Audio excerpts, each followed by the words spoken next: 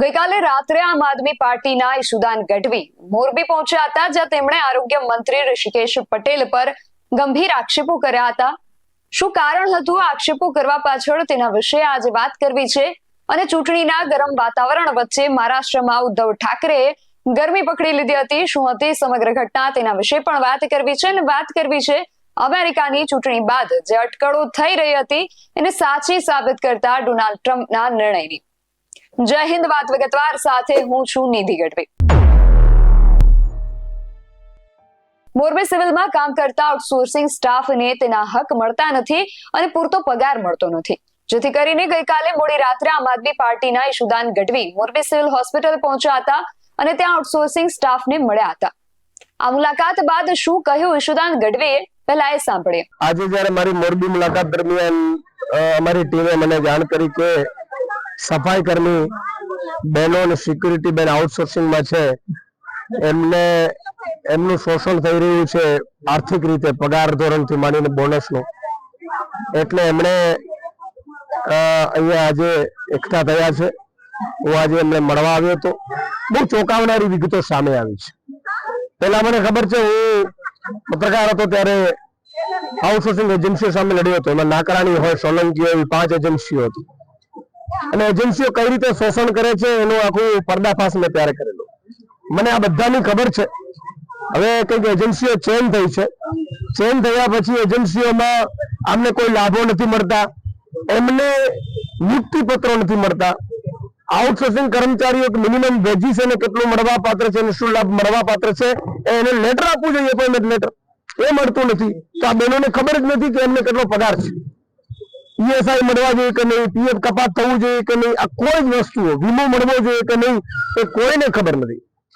Outsourcing એજન્સીઓ પોતે ઉપરથી પગાર વધારે લે છે। આરોગ્ય અધિકારીઓ, આરોગ્ય મંત્રી, મારા આરોગ્ય મંત્રીને પણ કહ્યું છે કે મને તમે પણ આમાં હપ્તા લેતા હોય એવું સ્પષ્ટપણે મને શંકા છે। જો આરોગ્ય મંત્રી હપ્તા ન લેતા હોય, આરોગ્ય અધિકારીઓ જો હપ્તા ન લેતા હોય અને આઉટસોર્સિંગ એજન્સીઓ ના સંચાલકો જો રાજા હરિશ્ચંદ્ર હોય તો અમને પૂરતો પગાર મળવો જોઈએ, કેમ નથી મળતો? અને ના માત્ર મોરબીનો સવાલ છે, તમામ જિલ્લાઓમાં આઉટસોર્સિંગ સફાઈ કર્મી હોય, સિક્યુરિટી હોય, નર્સિંગ સ્ટાફ હોય, નર્સિંગ સ્ટાફમાં પણ બહુ બધો પગારમાં ગાપલા છે, બહુ બધા પગારમાં ગાપલા છે। અને મને એ નથી સમજાતું કે એવી એજન્સીઓ કે જે મિલીભગત ધરાવે છે ભાજપના નેતાઓ સાથે, એ એજન્સીઓને કેટલું મળવા પાત્ર છે? વર્ષે કરોડો રૂપિયાનું કૌભાંડ આઉટસોર્સિંગ એજન્સીઓને આ ગરીબ માણસોના શોષણ માટે નેતાઓ, અધિકારીઓ અને આઉટસોર્સિંગ એજન્સીઓ વાળા કમાય છે। એટલે આજે હું વિનંતી કરું છું આરોગ્ય મંત્રીને કે જો તમે સાચા હો તો આઉટસોર્સિંગ એજન્સીઓ પાસેથી ડિટેલ મંગાવી એમને કેટલું મળવા પાત્ર છે કમિશન, એ કેટલું લે છે, કેટલું પગાર આપે છે, કેટલા લાભો આપે છે, એની તપાસણી કરવામાં આવે।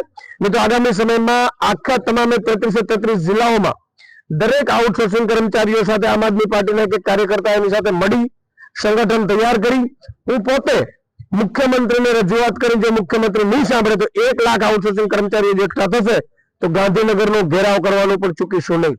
આમને કાયમી ધોરણે ભલે 6 મહિના લાગે આ પરિસ્થિતિનું નિવારણ લાવવા માટે, પરંતુ આઉટસોર્સિંગ કર્મચારીઓને કાયમી ધોરણે મળવા પાત્ર લાભો મળે। બીજું મારે કહેવું છે સુપ્રિન્ટેન્ડન્ટ, દરેક હોસ્પિટલના સુપ્રિન્ટેન્ડન્ટને મારે કહેવું છે કે તમારી જવાબદારી છે તમારા સ્ટાફને, ભલે આઉટસોર્સિંગ નો એમને પણ બાળક છે, એ પણ ઈશ્વરના સંતાનો છે, તમે આઉટસોર્સિંગ એજન્સીઓને ધમકાવી નથી શકતા। અને તમને મંત્રીનો ફોન આવે, મુખ્યમંત્રીનો મને કહેજો, તમે, હું એમને કહીશ, પણ તમે ન્યાય અપાવવામાં ઉણા ઉતરો છો। તો 33 જિલ્લાના તમામ હોસ્પિટલના સુપ્રિન્ટેન્ડન્ટને મારી વિનંતી છે કે આઉટસોર્સિંગ એજન્સીઓ સાથે મિલીભગત બંધ કરો અને અમને પૂરતો પગાર આપો। અને આગામી સમયમાં આમ આદમી પાર્ટી આઉટસોર્સિંગ એજન્સીઓ સામે અને આઉટસોર્સિંગમાં જે પણ મિલીભગત ધરાવે છે એની સામે આંદોલન છેડશે। તેમણે એવું કહ્યું કે આઉટસોર્સિંગ સ્ટાફને શું લાભ મળવો જોઈએ, શું પગાર મળવો જોઈએ, તેની તે લોકોને ખબર જ નથી અને એજન્સી વાળા સરકારમાંથી વધુ પગાર લેતા હોવા છતાં પણ પગાર આપતા નથી, જેથી કરીને રાજ્યના આરોગ્ય મંત્રી જો હપ્તો ન લેતા હોય તો મોરબી સહિત ગુજરાતના આરોગ્ય વિભાગના આઉટસોર્સિંગ સ્ટાફને પૂરતો પગાર આપવો જોઈએ। નહીં તો આ મુદ્દે આગામી સમયમાં 1 લાખ લોકોને ભેગા કરીને ગુજરાતમાં ઘેરાવ કરવામાં આવશે તેવી ચીમકી પણ ઉચ્ચારી હતી. મોરબી સિવિલ હોસ્પિટલમાં આઉટસોર્સિંગના સફાઈ કામદારો અને સિક્યોરિટી સહિતના અંદાજે 150 જેટલા આઉટસોર્સિંગ સ્ટાફને પૂરતો પગાર આપવામાં આવતો નથી, પગાર સ્લિપ પણ આપવામાં નથી આવતી, પીએફ નો લાભ પણ આપવામાં નથી આવતો, હક રજા પણ નથી મળતી અને ઓછામાં પૂરું 12 કલાક આ કામદારો પાસે કામ લેવામાં આવી રહ્યું છે, જેથી કરીને આ હંગામી સ્ટાફ દ્વારા સિવિલના પટાંગણમાં જ હોસ્પિટલની બહાર ધરણા શરૂ કરવામાં આવ્યા છે અને ગઈકાલે મોડી રાત્રે આમ આદમી પાર્ટીના આગેવાન ઈશુદાન ગઢવી મોરબી આવ્યા હતા અને આ કામદારોની મુલાકાત લીધી હતી. આ હંગામી કર્મચારીઓની મુલાકાત લીધા બાદ ઈશુદાન ગઢવીએ પત્રકારો સાથે વાત કરતા કહ્યું કે મોરબી સહિત રાજ્યભરમાં આઉટસોર્સિંગ એજન્સીઓની અધિકારીઓ અને ભાજપના નેતાઓ સાથેની મિલીભગત છે અને હપ્તા આપે છે, ત્યારે જો રાજ્યના આરોગ્ય મંત્રી હપ્તા ન લેતા હોય તો તેઓએ આ આઉટસોર્સિંગ સ્ટાફને પૂરતો પગાર અને તેઓને મળવાપાત્ર લાભ આપવામાં આવે તેવી માંગ કરી છે. આ પ્રશ્ન સમગ્ર ગુજરાતમાં છે, જેથી કરીને આગામી દિવસોમાં ગુજરાતના તમામ જિલ્લામાં આમ આદમી પાર્ટી આઉટસોર્સિંગ સ્ટાફને તેનો હક મળે તેના માટે લડત ચલાવશે અને ત્યારબાદ આઉટસોર્સિંગ સ્ટાફનું સંગઠન બનાવીને 1 લાખ જેટલા કર્મચારીઓને સાથે રાખીને ગાંધીનગરનો ઘેરાવ કરવામાં આવશે એવી ચીમકી પણ ઉચ્ચારી હતી. તેમણે કહ્યું કે મારી મોરબીની મુલાકાત દરમિયાન અમારી ટીમને જાણ કરાઈ હતી કે અહીંના સફાઈ કર્મી બહેનો અને સિક્યોરિટીમાં જે આઉટસોર્સિંગ દ્વારા કામ કરતા બહેનો છે એમનું એજન્સીઓ દ્વારા આર્થિક રીતે શોષણ થઈ રહ્યું છે. હું પત્રકાર હતો ત્યારે પણ મેં આવી એજન્સીઓનો પર્દાફાશ કર્યો છે. આઉટસોર્સિંગના કર્મચારીઓની એજન્સીઓ દ્વારા જોઈનિંગ લેટર પણ આપવામાં નથી આવતા અને તેમના હકો પણ જણાવવામાં નથી આવતા. આ કર્મચારીઓને વીમો મળવો જોઈએ કે નહીં, કેટલું પીએફ કપાય, આવી કોઈ પણ આર્થિક જાણકારી આપવામાં જ નથી આવતી. મહારાષ્ટ્રમાં ચૂંટણીનું માહોલ આમ પણ ગરમ જ હતું અને ઉદ્ધવ ઠાકરેનું ચેકિંગ કરતા તેઓ ખૂબ ગુસ્સે થઈ ગયા હતા અને આ પછી ગરમાયેલું માહોલ વધુ ગરમાઈ ગયું હતું. મહારાષ્ટ્રના પૂર્વ મુખ્યમંત્રી અને શિવસેના ઉદ્ધવ ઠાકરે જૂથના સુપ્રીમો ઉદ્ધવ ઠાકરેના હેલિકોપ્ટરની 24 કલાકમાં 2 વખત તપાસ કરવામાં આવી હતી. ચૂંટણી પહેલા 11 નવેમ્બરે યવતમાલ અને 12મી નવેમ્બરે લાતુરમાં ઉદ્ધવ ઠાકરેના સામાનની તપાસ કરવામાં આવી હતી, જેના કારણે નારાજ થયેલા ઉદ્ધવે પોતે વિડીયો બનાવ્યો અને ચૂંટણી પંચના અધિકારીઓને સવાલો પૂછ્યા હતા. સૌપ્રથમ તો આ વિડીયો જોઈએ. काय नाव तुमचं? माझं अमोल गाठे नाव आहे साहेब. कुठे राहणार आहे? मी मूळचा अमरावतीचा. अमरावतीचा. जी साहेब. ठीक आहे. आणि वणी तहसील. कोणाकोणाच्या तरुण बॅग तपासले? आता जस्ट नाही माझी तपासता बरोबर आहे, माझ्या आधी कोणाची तपासली? पहिलाच दौरा तुमचा कोण हो माझा पहिला आहे, पण माझ्या आधी कोणत्या राजकीय नेत्याची तपासले? नाही साहेब, 4 महिने झाले मला सेवा. 4 महिन्यात एकाची नाही तपासली. मीच पहिला गिराईक सापडलो. नाही साहेब, असं काही नाही. तुमची बॅग नाही माझी तपासा तुम्ही, मी तपासायला अडवत नाही तुम्हाला, साहेब. पण माझी एक बॅग तपासताना तुम्ही आतापर्यंत मिंद्याची तपासली का, देवेंद्र फडणवीसची तपासली का, अजित पवारची, मोदींची तपासली का, अमित शहाची तपासली? साहेब अद्याप नाही अद्याप आले नाहीत. नाही आले तर मला तपासलीचा व्हिडिओ पाठवायचा. हो साहेब, नक्की. ठीक आहे. नक्की साहेब. हा तुमच्या सगळ्यांचं मी करतोय. मोदींची बॅग तपासतानाचा मला तुमचा व्हिडिओ आला पाहिजे. हो साहेब. हा तिकडे तुम्ही शेपूट नाही घालायची. हा व्हिडिओ मी रिलीज करतोय. ठीक आहे, तपासा बॅग माझी. बॅग रिकवर आहे. धन्यवाद साहेब. माझा युरिन पॉट पण तपासा जरा बाजूला. ए बीच में मत आओ.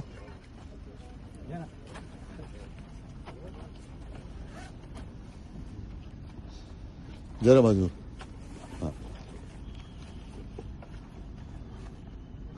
साहेब उघडा ना. आता बॅग उघडली तर हे पण उघडायला काय? काय उघडायचं ते उघडा, नंतर मी उघडतो तुम्हाला. आता उद्या नागपूरला दिसणार का तुम्ही? नागपूरला येतात ते साहेब. माझी ड्युटी नाही, तुमची ड्युटी मर्यादित आहे. हो.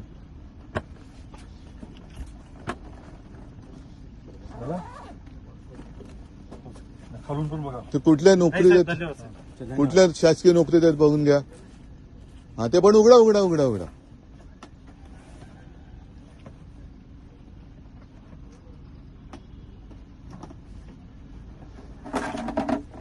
काय पाहिजे असेल तर घ्या, तुम्हाला पण ताण लागली असेल, पण तुम्ही पण माणसं आहात. फ्युएलची टाकी वगैरे काय? नाही साहेब, धन्यवाद साहेब. ठीक आहे. मला मोदी आणि अमित शहाचा बॅग तपासण्याचा व्हिडिओ पाहिजे एक तरी. हो साहेब, नक्की साहेब. हा. तुझं काय रे कॅमेरा दादा, तुझं नाव काय? नाव काय सांग ना. माझं नाव उद्धव ठाकरे, तुझं नाव काय?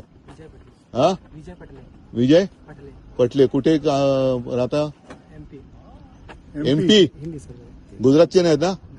हा चला, म्हणजे महाराष्ट्रात तपासायला पण बाहेरच्या राज्यातली माणसं आहेत. धन्यवाद. ઉદ્ધવ ઠાકરેનું હેલિકોપ્ટર ચેક કરવામાં આવ્યું, પણ સવાલ એ ઉઠે છે કે શું ચૂંટણીમાં આવું કરી શકાય? દરેક ચૂંટણી પહેલા ચૂંટણી પંચ, પોલીસ, રેલવે, એરપોર્ટ, આવકવેરા વિભાગ અને અન્ય એન્ફોર્સમેન્ટ એજન્સીઓને સૂચનાઓ આપે છે. અંતર્ગત રોકડ, દારૂ, જ્વેલરી, ડ્રગ્સ અને ગિફ્ટની હિલચાલ પર નજર રાખવામાં આવે છે, કારણ કે ઘણીવાર ચૂંટણીઓમાં મતદારોને આકર્ષવા માટે રોકડ અને અન્ય વસ્તુઓનો ઉપયોગ થઈ શકે છે. ઉદ્ધવ ઠાકરેના ચેકિંગ મામલે ચૂંટણી પંચના અધિકારીએ કહ્યું કે દરેક ઉમેદવારને સમાન તક મળવી જોઈએ. આ કારણોસર એજન્સીઓ પોતાનું કામ કરી રહી છે. 15 નવેમ્બરે ચૂંટણીની જાહેરાત કરતી વખતે મુખ્ય ચૂંટણી કમિશનર રાજીવ કુમારે સ્પષ્ટ કહ્યું હતું કે તમામ નેતાઓના હેલિકોપ્ટરની તપાસ કરવામાં આવે, જેથી કોઈ ભેદભાવ ન થાય અને દરેકને સમાન તક મળે. આદર્શ આચાર સંહિતા અને એસઓપી હેઠળ ચૂંટણી પંચના અધિકારીઓ સર્ચ કરી શકે છે. આવી સ્થિતિમાં ઉદ્ધવ ઠાકરે રાજકીય રીતે વિરોધ કરી રહ્યા છે. 11 નવેમ્બરના રોજ ઉદ્ધવે બેગ ચેક કરતા અધિકારીઓનો વિડીયો બનાવ્યો અને એને સોશિયલ મીડિયા પર શેર કર્યો. આ વિડીયોમાં તેઓ એવું કહી રહ્યા છે કે મારી બેગ તપાસો, જો તમે ઈચ્છતા હો તો તમે મારું યુરિન પોટ પણ ચેક કરી શકો છો, પરંતુ હવે મને તમે લોકો મોદીની બેગ ચેક કરતા પણ હોવાનો વિડીયો જોઈએ છે. ત્યાર પછી 12મી નવેમ્બરે ફરી ચેક કરવામાં આવતા ઉદ્ધવ ઠાકરેએ ચેકિંગનો વિરોધ કર્યો અને કહ્યું કે મોદી અને શાહની બેગ પણ તપાસો, કારણ કે તેઓ મહારાષ્ટ્રને લૂંટી રહ્યા છે. આજે મારે સોલાપુર જવાનું હતું, મને ફ્લાઇટ લેતા અટકાવવામાં આવ્યો કારણ કે મોદી આવી રહ્યા હતા. તેમણે તો ત્યાં સુધી કહ્યું કે મોદી વડાપ્રધાન પદને લાયક નથી. તેમણે મોદી અને શાહની બેગ તપાસવાની વાત કરી અને આવું શક્ય પણ છે. ચૂંટણી દરમિયાન વડાપ્રધાન મોદીને પણ ચેક કરી શકાય છે. ભારતના ભૂતપૂર્વ મુખ્ય ચૂંટણી કમિશનર એવાય કુરેશીના કહેવા અનુસાર મુખ્યમંત્રીથી લઈને પક્ષના નાના કાર્યકરો સુધી ચૂંટણીમાં ચેકિંગ કરવામાં આવે છે અને વડાપ્રધાનને પણ તપાસી શકાય છે. અને આવું થઈ પણ ચૂક્યું છે. અગાઉ વડાપ્રધાન નરેન્દ્ર મોદીની પણ તપાસ કરવામાં આવી હતી. લોકસભા ચૂંટણીના કારણે એપ્રિલ 2019માં પીએમ નરેન્દ્ર મોદી રેલી કરવા માટે ઓડિશાના સંબલપુર પહોંચ્યા હતા. આ દરમિયાન કર્ણાટક કેડરના આઈએએસ અધિકારી અને સંબલપુરના જનરલ ઓબ્ઝર્વર મોહમ્મદ મોહસીને પીએમ મોદીના કાફલાની કેટલીક વસ્તુઓનું નિરીક્ષણ કર્યું હતું. જોકે આ પછી ચૂંટણી પંચે મોદીના કાફલાની તપાસ કરી રહેલા અધિકારી મોહમ્મદ મોહસીનને સસ્પેન્ડ કરી દીધા હતા અને સસ્પેન્શનના આદેશમાં એવું કહેવામાં આવ્યું કે મોહમ્મદ મોહસીને ચૂંટણી પંચની વર્તમાન સૂચનાઓનું પાલન નથી કર્યું. ત્યારે એવો તર્ક આપવામાં આવ્યો હતો કે એસપીજી સુરક્ષા ધરાવતા લોકોને તપાસમાંથી મુક્તિ આપવામાં આવી છે. એક નિરીક્ષક હોવાને કારણે મોહમ્મદ મોહસીનને આ સૂચના જાણવી જોઈતી હતી અને કામમાં બેદરકારીના કારણે તેમનું સસ્પેન્શન કરવામાં આવ્યું છે. ભૂતપૂર્વ મુખ્ય ચૂંટણી કમિશનર એસવાય કુરેશીના જણાવ્યા અનુસાર જ્યારે સરકારને એવું લાગ્યું કે આ મુદ્દો લોકોમાં ઘણો ઉઠાવવામાં આવી રહ્યો છે, ત્યારે તેમણે થોડા દિવસો પછી તે અધિકારીને પુનઃસ્થાપિત પણ કરી દીધા. આ સમય એવો હતો જ્યારે પીએમ મોદી પાસે સારી તક હતી. તે પોતાની જાતને એક એવા નેતા તરીકે રજૂ કરી શક્યા હોત જે પોતાની જાતને પણ તપાસી શકે છે. ઉમેદવારો અને નેતાઓની ચકાસણી અંગેના નિયમ વિશે સમજાવતા એસવાય કુરેશી કહે છે કે તમામ પ્રકારની ચકાસણી ચૂંટણી પંચની આદર્શ આચાર સંહિતા અને એસઓપી હેઠળ કરવામાં આવે છે.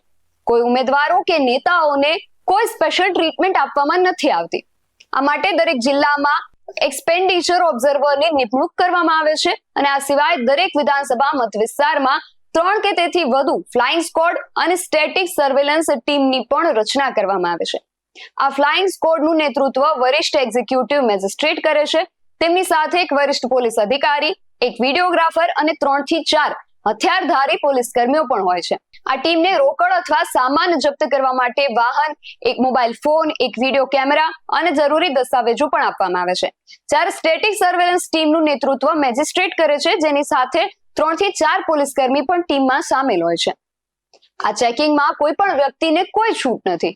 કોઈ પણ વ્યક્તિને ચૂંટણી પંચની આદર્શ આચાર સંહિતા અને એસઓપી હેઠળ ચેકિંગમાંથી મુક્તિ આપવામાં નથી આવી. એક માત્ર એમ્બ્યુલન્સ સિવાય માત્ર એમ્બ્યુલન્સને જ આ ચેકિંગમાંથી મુક્તિ આપવામાં આવી છે. જોકે જો કોઈ શંકા હોય તો તેની પણ તપાસ થઈ શકે છે. અગાઉ 2024ની લોકસભા ચૂંટણીમાં 21 એપ્રિલે બિહારના કટિહારમાં કેન્દ્રીય ગૃહમંત્રી અમિત શાહ અને 24 એપ્રિલે ભાગલપુરમાં બીજેપી અધ્યક્ષ જેપી નડ્ડા સહિત ઘણા નેતાઓના હેલિકોપ્ટર એસઓપી હેઠળ ચેક કરાયા હતા. આ સિવાય ચૂંટણી પંચ અનેક મહત્વપૂર્ણ કાર્ય કરે છે. ચૂંટણી પંચ ઉમેદવારોના પ્રચાર પર થતા ખર્ચ પર પણ નજર રાખે છે. રાજસ્થાન, મધ્યપ્રદેશ, મહારાષ્ટ્ર, ઝારખંડ, ઉત્તર પ્રદેશ જેવા મોટા રાજ્યોમાં વિધાનસભા ચૂંટણીમાં ખર્ચની મર્યાદા પ્રતિ વિધાનસભા સીટ 40 લાખ રૂપિયા છે. ગોવા, મણિપુર, મેઘાલય, ત્રિપુરા જેવા નાના રાજ્યોમાં મર્યાદા 28 લાખ રૂપિયાની છે. આ સંદર્ભમાં જો કોઈ પણ ઉમેદવાર અથવા તેના એજન્ટ અથવા પક્ષના કાર્યકરોના વાહનમાંથી 50,000 રૂપિયાથી વધુ રોકડ રકમ અથવા 10,000 રૂપિયાથી વધુ ડ્રગ્સ, દારૂ, શસ્ત્રો અથવા ભેટ મળી આવે તો એ રોકડ અથવા અન્ય વસ્તુઓ જપ્ત કરવામાં આવે છે અને આ પછી 24 કલાકમાં FIR પણ દાખલ કરવામાં આવે છે. એવો પણ નિયમ છે કે આ ચેકિંગ દરમિયાન સ્ટાર પ્રચારક પાસે 1 લાખ રૂપિયા સુધીની રોકડ મળી આવે તો ત્યારે અધિકારી તેમની પાસે પાર્ટીના ટ્રેઝરી ચીફનું પ્રમાણપત્ર માંગે છે. આ પ્રમાણપત્ર દર્શાવે છે કે પાર્ટીએ તેમને આ પૈસા ચૂંટણી પ્રચાર માટે આપ્યા છે. આ પછી જ સ્ટાર પ્રચારકને મુક્ત કરવામાં આવે છે. આ સિવાય જો કોઈ સામાન્ય વ્યક્તિ સર્ચ દરમિયાન 10 લાખ રૂપિયાથી વધુની રોકડ સાથે મળી આવે અને જો તપાસ અધિકારીને લાગે કે તે વ્યક્તિ કોઈ ગુના કે ઉમેદવાર, એજન્ટ કે પક્ષ સાથે જોડાયેલ નથી તો તેને છોડી દેવામાં આવે છે. જો કે તે વ્યક્તિ વિશેની માહિતી ઇન્કમટેક્સ ઓથોરિટીને આપવામાં આવે છે. પણ જે મામલાઓમાં FIR નોંધાયેલી નથી અથવા તે કોઈ ઉમેદવાર અથવા રાજકીય પક્ષ સાથે સંબંધિત નથી તેની તપાસ જિલ્લા સ્તરીય સમિતિ જ કરે છે, જેમાં જિલ્લાના નોડલ અને તિજોરી અધિકારીઓને સમાવેશ કરવામાં આવે છે. ચૂંટણી પંચની માર્ગદર્શિકા મુજબ સંપૂર્ણ તપાસ થાય અને જો કોઈ અનિયમિતતા જોવા ન મળે તો રોકડ અથવા જે મુદ્દામાલ જપ્ત કરાયો હોય તે પરત કરવામાં આવે છે. ઉદ્ધવ ઠાકરે વિડીયો બનાવીને વાયરલ કર્યા બાદ દેવેન્દ્ર ફડણવીસ અને નીતિન ગડકરીને પણ તપાસવામાં આવ્યા હતા. એ વિડીયોઝ પણ વાયરલ થયા છે, તેને પણ જોઈએ.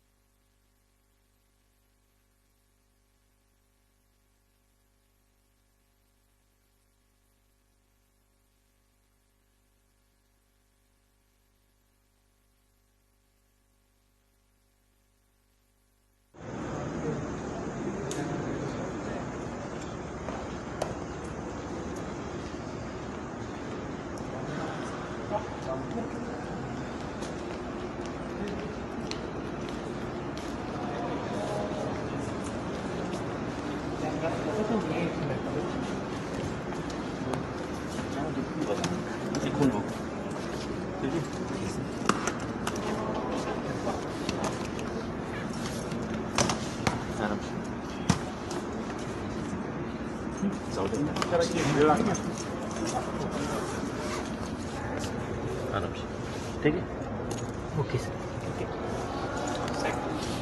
यस सर, ये चेक करो सर, कुछ घेर डाला, ठीक है दादा, ठीक है, ओके ठीक है, चलो थैंक यू.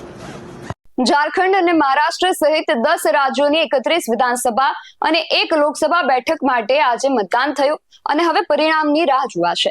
પરંતુ અમેરિકામાં રાષ્ટ્રપ્રમુખ પદની ચૂંટણી થઈ ગઈ. ડોનાલ્ડ ટ્રમ્પની તેમાં ઐતિહાસિક જીત પણ થઈ અને હવે તેઓ 2025માં 20મી જાન્યુઆરીએ ફરી એકવાર પ્રમુખ તરીકે શપથ લેશે. તેમણે પોતાની સરકારને અસરકારક અને કાર્યક્ષમ બનાવવા માટે અત્યારથી જ ઘણા મહત્વપૂર્ણ નિર્ણયો લેવાનું શરૂ કરી દીધું છે. આ મામલે ટ્રમ્પે ઇલોન મસ્ક અને ભારતીય મૂળના વિવેક રામાસ્વામીને ડિપાર્ટમેન્ટ ઓફ ગવર્નમેન્ટ એફિશિયન્સીની જવાબદારી સોંપી છે. આ ડિપાર્ટમેન્ટ ઓફ ગવર્નમેન્ટ એફિશિયન્સીનો મુખ્ય ઉદ્દેશ્ય સરકારી કામગીરીમાં સુધારો કરવાનો, અમલદારશાહીમાં ઘટાડો કરવાનો અને ફેડરલ એજન્સીઓના માળખામાં ફેરફાર કરવાનો છે. ટ્રમ્પના જણાવ્યા અનુસાર આ વિભાગ સરકારી સંસાધનોનો દુરુપયોગ રોકવા, બિનજરૂરી ખર્ચ ઘટાડવા અને બિનજરૂરી નિયમોને દૂર કરવા માટે કામ કરશે. ટ્રમ્પે આ નિર્ણયને તેમના સેવ અમેરિકા મુવમેન્ટનો એક મહત્વપૂર્ણ ભાગ ગણાવ્યો છે અને કહ્યું કે આ સંભવિત રીતે અમારા સમયનો મેનહેટન પ્રોજેક્ટ બની શકે છે. ટેસ્લા અને સ્પેસએક્સના વડા ઇલોન મસ્ક અને ભારતીય મૂળના ઉદ્યોગપતિ અને ઉદ્યોગ સાહસિક વિવેક રામાસ્વામીને આ વિભાગની જવાબદારી સોંપવામાં આવી છે. પોતાની નવીન અને અસરકારક વિચારસરણી માટે જાણીતા ઇલોન મસ્ક આ વિભાગમાં ટેકનોલોજી અને ટેકનોલોજી આધારિત સુધારા પર કામ કરશે, જેથી સરકારી સેવાઓને વધુ કાર્યક્ષમ અને પારદર્શક બનાવી શકાય. સ્વચ્છ વિચારો અને વ્યવસાય કૌશલ્ય માટે જાણીતા વિવેક રામાસ્વામી સરકારી ખર્ચમાં કાપ મૂકવા અને એજન્સીઓનું પુનર્ગઠન કરવા પર ધ્યાન કેન્દ્રિત કરશે. લોકો ચર્ચાઓ કરી રહ્યા હતા કે ડોનાલ્ડ ટ્રમ્પની સરકારમાં ઇલોન મસ્કને કોઈ મહત્વપૂર્ણ પદ આપવામાં આવશે અને એવું થયું પણ ખરું. આ સિવાય પણ સમગ્ર વિશ્વમાં અનેક ચર્ચાઓ અને અટકળો થઈ રહી છે, પણ જોવું એ રહ્યું કે આમાંની સાચી કેટલી પડે છે. વાત વિગતવારમાં હાલ બસ આટલું જ. તમે મારી YouTube ચેનલને સબસ્ક્રાઇબ કરવાનું અને અમને Facebook અને Instagram પર ફોલો કરવાનું ભૂલશો નહીં. બાકી અવનવી અપડેટ્સ માટે આપ જોતા રહો BSI TV ન્યૂઝ. નમસ્કાર.